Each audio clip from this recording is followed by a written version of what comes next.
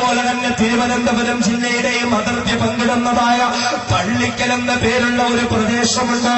കൊല്ലം ജില്ലയുടെയും തിരുവനന്തപുരം ജില്ലയുടെയും അതിർത്തി പങ്കിടുന്നതായ പള്ളിക്കൽ എന്ന പേരുള്ള ഒരു പ്രദേശമുണ്ട്. ആ പള്ളിക്കലിലേക്ക് എന്റെ ഉമ്മ, എന്റെ പെങ്ങളെ, ഒരു ദിവസം നിങ്ങളൊന്ന് പോകുമോ? ഒരു ദിവസം നിങ്ങളൊന്ന് പോകുമോ? ആ പള്ളിക്കൽ എന്ന പ്രദേശത്ത് അറിയപ്പെടുന്ന പള്ളിക്കൽ ബരാത്ത് എന്ന സ്ഥാപനത്തിലേക്കൊന്ന് പോകുമോ? എന്താണ് പള്ളിക്കൽ ബരാത്ത് എന്നറിയുമോ? കേരളത്തിന്റെ വിവിധ ഭാഗങ്ങളിൽ നിന്നും നൂറുകണക്കിന് പെൺകുട്ടികൾക്ക് അല്ലാഹുവിനെ പഠിപ്പിക്കുന്ന ഒരു സ്ഥാപനമാണ്. ദീനിനെ പഠിപ്പിക്കുന്ന ഒരു സ്ഥാപനമാണ്. വഴിതെറ്റിപ്പോയ എത്രയോ പെൺകുട്ടികളാണ് അവിടെ വന്ന് അല്ലാഹുവിനെ ഭയപ്പെട്ട് ജീവിക്കാൻ തുടങ്ങിയത് അറിയുമോ? ആ പള്ളിക്കൽ ബരാത്തിലേക്ക് ചെന്നാൽ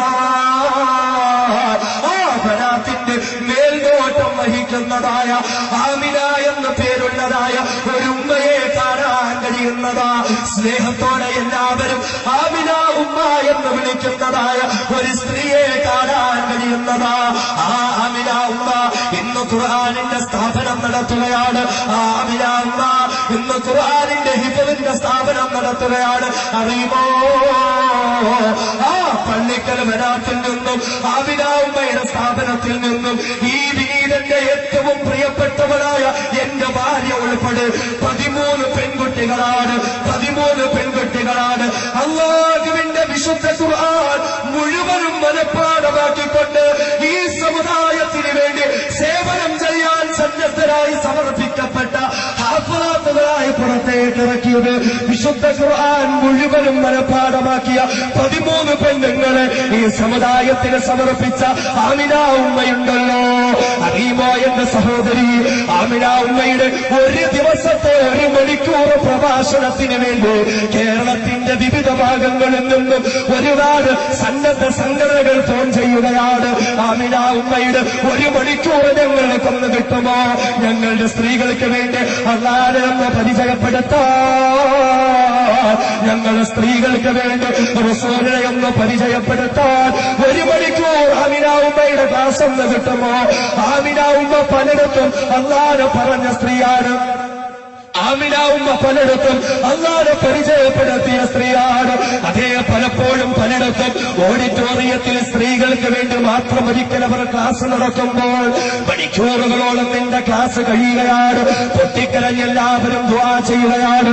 അങ്ങനെ ദുആ കഴിഞ്ഞിട്ട് ആ ഓഡിറ്റോറിയത്തിനുള്ളിലിരിക്കുന്നതായ സ്ത്രീകളെ കൂട്ടിക്കൊണ്ടുപോകാൻ ഓഡിറ്റോറിയത്തിന് പുറത്ത് വാഹനങ്ങളുമായി കാത്തുനിൽക്കുന്ന ഭർത്താക്കന്മാര് അകത്തിരിക്കുന്ന ഭാര്യമാര് വിളിക്കുകയാണ്.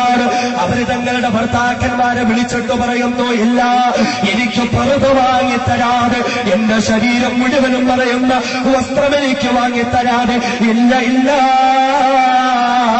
ഈ ഓഡിറ്റോറിയത്തിനുള്ളിൽ നിന്നും ഒരിക്കലും ഞാൻ പുറത്തിറങ്ങുകയില്ല, ഇനി പർദ്ദയില്ലാതെ ഞങ്ങൾ പുറത്തിറങ്ങുകയില്ല എന്ന് പൊട്ടിക്കരഞ്ഞുകൊണ്ട് ആ സ്ത്രീജനങ്ങളെ വിളിച്ചു പറഞ്ഞെങ്കിൽ അത്രത്തോളം മനുഷ്യ മനസ്സുകളെ പിടിച്ചു വിളിക്കുന്ന പ്രഭാഷണം ആമിന ഉമ്മയുടേത്. കേരളത്തിന്റെ വിവിധ ഭാഗങ്ങളിൽ നിന്നും ഒരുപാട് പ്രവർത്തകർ അവർക്ക് വേണ്ടി മുറവിളി നടത്തുകയാണ്. ഈ വിനീതൻ പാലക്കാട് ജില്ലയിലുള്ള കൊല്ലങ്കോട് എന്ന പ്രദേശത്തുള്ള ഐഡിയൽ റിലീഫ് കമ്മിറ്റിയുടെ ഒരു പ്രഭാഷണത്തിന് വേണ്ടി ചെല്ലുമ്പോൾ അവിടെയുള്ള ഈ വിനീതന്റെ പ്രിയപ്പെട്ട കൂട്ടുകാരായ ആഷിഖെന്നും അൻവറെന്നും ഇബ്രാഹിമെന്നും പേരുള്ള സഹോദരന്മാര് പല പ്രാവശ്യം വിളിച്ചു പറഞ്ഞു, ഉസ്താദേ, ഒരു ദിവസം ആമിന ഉമ്മയെ ഞങ്ങളുടെ നാട്ടിലേക്കൊന്ന് കൊണ്ടുവരുമോ? ഞങ്ങളുടെ സ്ത്രീകൾക്ക് അല്ലാഹുവിനെ പറ്റിയൊന്ന് പറഞ്ഞു കൊടുക്കാൻ, ഞങ്ങളുടെ സ്ത്രീകൾക്ക് പർദ്ദയെ പറ്റിയൊന്ന് പറഞ്ഞു കൊടുക്കാൻ 1 മണിക്കൂർ ക്ലാസ് എടുക്കുന്നത് ആമിന ഉമ്മയെ ഞങ്ങൾക്കൊന്ന് ബുക്ക് ചെയ്തു വരുമോ? ഒരു കഷ്ടപ്പാടും അവരനുഭവിക്കേണ്ട ഉസ്താദ്. തിരുവനന്തപുരത്ത് നിന്നും ഫ്ലൈറ്റ് കയറി കോയമ്പത്തൂര് വന്നിറങ്ങി അവിടെ നിന്നും 1 മണിക്കൂർ AC കാറിൽ യാത്ര ചെയ്തിട്ട് ഞങ്ങളുടെ സ്ത്രീകൾക്ക് വേണ്ടി ക്ലാസ് എടുക്കാനും അവരോട് പറയുമോ? ആമിന ഉമ്മയുടെ ക്ലാസിന് വേണ്ടി ഒരുപാട് ആളുകളും ആവശ്യക്കാരാണെങ്കിൽ എന്റെ പ്രിയപ്പെട്ട പെങ്ങളെ, ആരായിരുന്നു ആമിന ഉമ്മയെന്നറിയുമോ? ആരായിരുന്നു ആമിന ഉമ്മയെന്നറിയുമോ? നീയൊന്ന് ഖുർആനിലൂടെ അല്ലാഹുവിനെ അറിയുന്നില്ലെങ്കിൽ, നീയൊന്ന് ഖുർആനിലൂടെ അല്ലാഹുവിന്റെ റസൂലിനെ അറിയുന്നില്ലെങ്കിൽ എന്റെ പെങ്ങളെ അറിയുമോ? ഈ ഒരു കാലത്തൊരു ഹൈന്ദവ സ്ത്രീയായിരുന്നു ഈ ആമിന ഉമ്മ. ഇന്ന് ആമിന എന്ന പേരുള്ളവരായിരുന്നെങ്കിൽ ഒരു കാലത്ത് ഗീത എന്ന പേരുള്ള ഒരു സ്ത്രീയായിരുന്നു. കൊല്ലം ജില്ലയിൽ കടക്കൽ എന്ന പേരുള്ള പ്രദേശത്ത് അറിയപ്പെട്ട ഒരു ബ്രാഹ്മണ കുടുംബത്തില് സമ്പന്നരായ ഒരു പിതാവിന്റെ പ്രിയപ്പെട്ട മകളായിരുന്നു ഗീത. ഏക്കർ കണക്കിലുള്ളതായ നെൽപ്പാടങ്ങൾ സ്വന്തമായുള്ള ഒരു കുടുംബത്തിലെ സന്താനമായിരുന്നു ഗീത. അറിയുമോ, സ്വന്തമായി പോലും ഒരു കുടുംബക്ഷേത്രം പോലും ഉണ്ടായിരുന്ന ഒരു കുടുംബത്തിലെ അംഗമായിരുന്നു ഗീത. അന്ന് ദിവസവും 4 മണിക്ക് എഴുന്നേറ്റ് കുളിച്ച് ശുഭവസ്ത്രധാരിയായി അവർ ഓടുമായിരുന്നു. 4 മണിക്ക് ഓടുമായിരുന്നു കുടുംബക്ഷേത്രത്തിലേക്ക്. അമ്പലത്തിന്റെ കതക് തുറന്നിട്ട്, ക്ഷേത്രത്തിന്റെ നട തുറന്നിട്ട് ഇഷ്ടപ്പെട്ട ദൈവങ്ങളുടെ മുന്നിൽ ഭജനമിരിക്കുമായിരുന്നു. അവരുടെ മുന്നിൽ പ്രാർത്ഥന നടത്തുമായിരുന്നു ഗീത എന്ന ആ പെൺകുട്ടി. എന്നാൽ അറിയുമോ എന്റെ ഉമ്മ, ഗീത എന്ന സഹോദരിയുടെ ജീവിതത്തിലേക്ക് കടന്നു വരുന്നു ഖുർആൻ.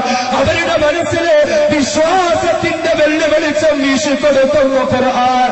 അങ്ങനെ ഗീത എന്ന പെൺകുട്ടി ഇതാ ആമിന എന്ന ഖുർആനിന്റെ അതേ അധ്യാപികയായി മാറിയിരിക്കുകയാ. പൊട്ടിക്കരഞ്ഞുകൊണ്ട് അവർ പറയാറുണ്ടായിരുന്നു, ഗീത എന്ന പേരുള്ള ഞാൻ പലപ്പോഴും 4 മണിക്ക് എഴുന്നേറ്റ് ക്ഷേത്രത്തിലേക്ക് പോയിട്ട് ഇഷ്ടദൈവങ്ങളുടെ മുന്നിൽ കൈനീട്ടി ഞാൻ പ്രാർത്ഥന നടത്തിയിരുന്നെങ്കിൽ ഇന്നെന്റെ അവസ്ഥ എന്തെന്നറിയുമോ? ഇന്നും ഞാൻ 4 മണിക്ക് എഴുന്നേൽക്കുകയാണ്.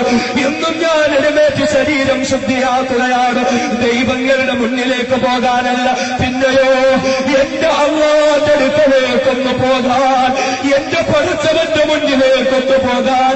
ആ പടച്ചവന്റെ മുന്നിൽ ചെന്ന് കരഞ്ഞുകൊണ്ടൊന്ന് ദുആ ചെയ്യാൻ ഇന്നും ഞാൻ 4 മണിക്ക് എഴുന്നേൽക്കുകയാ. കണ്ണീരൊഴുക്കിക്കൊണ്ട് എന്റെ ഉമ്മയെ പോലെ കരുതുന്ന ആ സ്ത്രീ എന്നോട് പറഞ്ഞതാ, സഹോദരന്മാരെ, കഴിയുമോ എന്റെ പെങ്ങളെ, ഇത് ഖുർആനിലൂടെ വന്ന മാറ്റമാണ്, ഇത് ഖുർആനിന്റെ പരിവർത്തനമാണ്. എന്റെ പെങ്ങളെ, നിനക്ക് ഖുർആനുമായി എന്ത് ബന്ധമാണ്? എന്റെ സഹോദരി, നിനക്ക് ഖുർആനിലൂടെ എന്ത് വിശ്വാസമാണ്? എന്റെ ശബ്ദം ശ്രമിക്കുന്ന എന്റെ പ്രിയപ്പെട്ട സഹോദരിമാരോട്, ചെറുപ്പക്കാരി